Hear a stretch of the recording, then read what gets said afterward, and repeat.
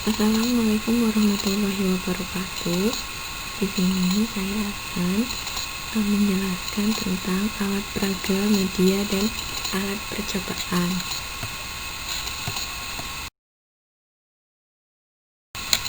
Nah, pengertiannya adalah media pembelajaran atau alat peraga adalah segala sesuatu yang dapat menyalurkan pesan, merangsang pikiran, perasaan, dan kemauan peserta didik sehingga mendorong terciptanya proses belajar pada peserta didik. Jadi sebenarnya alat media, alat peraga, dan alat percobaan itu sama, karena fungsinya itu untuk menyalurkan pesan pembelajaran sehingga mendorong kemauan peserta didik untuk berpikir aktif.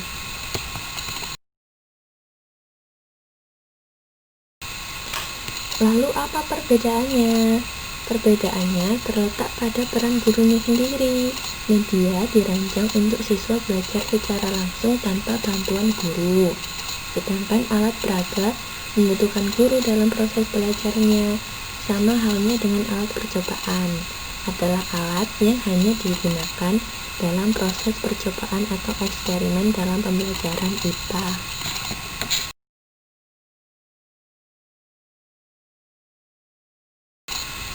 Bagaimana dengan pembelajaran IPA? Di dalam pembelajaran IPA, alat yang digunakan itu disebut dengan alat IPA. Alat IPA ini dikelompokkan menjadi 3, yaitu alat praktik, alat peraga, dan alat pendukung. Alat praktik IPA adalah alat yang secara langsung membentuk suatu konsep IPA. Contohnya, termometer. Dengan termometer, guru dan siswa dapat secara langsung menanamkan konsep panas, dingin, dan suhu. Contoh lainnya adalah kotak cahaya atau lensa. Digunakan untuk konsep pemantulan, pembiasan, dan konsep lain yang berkaitan dengan cahaya. Kemudian alat peraga adalah alat yang memudahkan memahami suatu konsep secara tidak langsung, seperti contohnya model, karta, dan poster. Contoh alatnya adalah model mata, karena secara tidak langsung guru dapat menanamkan konsep mata, rapun jauh, rapun dekat, diafragma, juga bagian-bagian mata. Kenapa dikatakan tidak langsung? Karena tidak mungkin untuk guru akan memperlihatkan bentuk mata yang sebenarnya kepada siswa. Maka dibuatlah alat peraga model mata yang siswa dapat memahami bagian-bagian mata. Kemudian alat pendukung. Alat pendukung ini tidak berdiri sendiri tetapi juga penting saat kegiatan belajar atau eksperimen, seperti papan tulis, OHP, papan flanel, obeng, tang, kikir, gunting, dan lain-lain. Alat pendukung ini juga bisa disebut sebagai perkakas. Oke, kemudian nilai dalam pembelajarannya. Media atau alat peraga itu bersifat konkret. Kenapa? Karena dia nyata sesuai dengan benda aslinya. Siswa tidak hanya mendengar tapi juga dapat melihat, meraba, merasakan langsung media dan alat peraga tersebut. Kemudian media mengatasi kekurangan daya mampu panca indera manusia. Misalnya dengan mikrometer, skrup, kita dapat melihat benda-benda yang sangat kecil dan paling kecil, dan kita bisa melihatnya secara langsung dengan mata. Kemudian media mudah didapat dan harganya sangat murah sehingga menguntungkan dan meringankan beban sekolah. Karena sebenarnya media dan alat peraga itu tidak harus beli, bisa dibuat dengan alat-alat atau benda-benda bekas. Kemudian Media mudah digunakan baik untuk belajar per individu anak didik maupun secara kolektif. Jadi media itu tidak hanya digunakan oleh satu siswa saja, bisa per kelompok dan bahkan bisa satu kelas.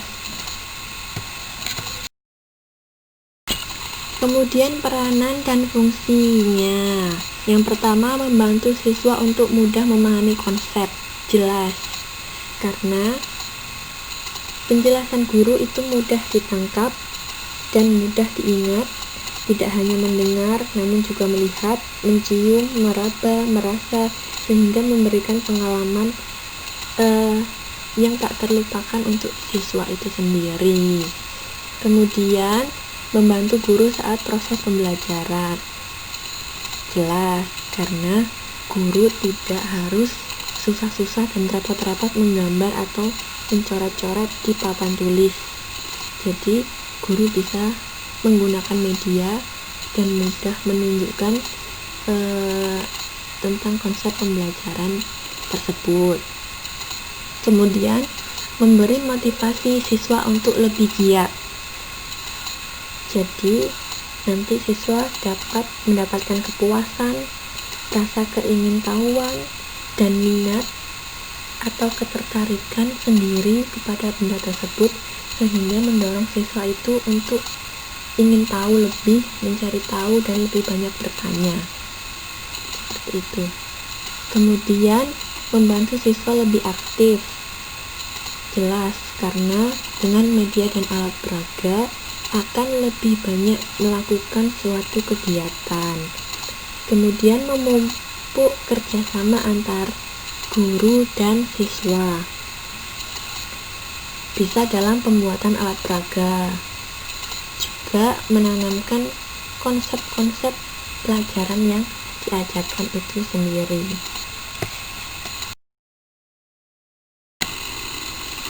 Kemudian klasifikasi media dan alat peraga itu ada 2 dimensi dan 3 dimensi.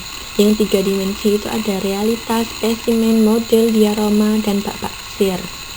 Realita maksudnya benda-benda yang sebenarnya. Contoh nih, misalnya ketergantungan antar makhluk hidup dan tumbuhan. Kita bisa bereksperimen dengan misalnya tikus dimasukkan di dalam tabung bersama tumbuhan, dan tikus yang dimasukkan dalam tabung dengan tidak bersama tumbuhan. Pasti tikus akan hidup lebih lama dengan tabung yang berisi tumbuhan. Nah, dari situ siswa bisa melihat secara langsung, siswa lebih tertarik dan antusias dalam percobaan atau eksperimen tersebut. Kemudian ada spesimen. Spesimen adalah benda sebenarnya yang diawetkan. Spesimen ini adalah benda yang telah mati lalu diawetkan. Biasanya dalam pembelajaran IPA kita menggunakan ulat, katak, kura-kura, daun, biji yang baru tumbuh, dan janin. Kemudian model ini adalah benda tiruan seperti globe dan model mata tadi. Kemudian diorama adalah adegan miniatur 3 dimensi untuk menggambarkan keadaan yang sebenarnya. Biasanya diorama itu banyak ditemui di dalam museum dan digunakan untuk mengungkapkan peristiwa masa lalu, seperti diorama tentang Pangeran Diponegoro. Kalau di dalam pembelajaran IPA, misal peristiwa alam, tentang ekologi alam yang menunjukkan kehidupan yang satu dengan lainnya, terus juga terjadinya erosi juga bisa. Kemudian bak pasir sama dengan diorama, proses pembuatannya hampir sama. Pak Pasir ini sangat baik untuk menjelaskan proses terjadinya erosi akibat banjir dan penebangan hutan, kemudian menunjukkan lingkungan hewan, darat, amfibi, hewan air, tawar, dan air laut. Kemudian kalau dua dimensi sudah biasa kita jumpai seperti gambar, foto, poster, dan carta.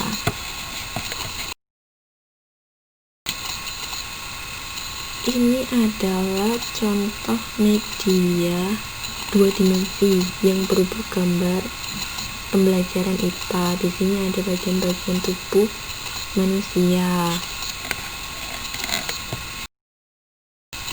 Ini adalah contoh media atau alat peraga pembelajaran IPA tentang model mata. Ini merupakan contoh media 3 dimensi.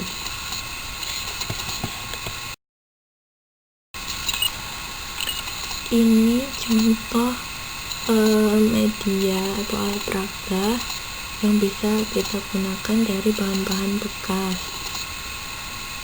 Nah, jadi alat peraga atau media itu tidak harus beli. Seperti itu contohnya tentang gerak atau fungsi jalannya paru-paru. Yang sebelah kanan, yang sebelah kiri itu tentang percobaan menggunakan balon, botol plastik, dan air mineral.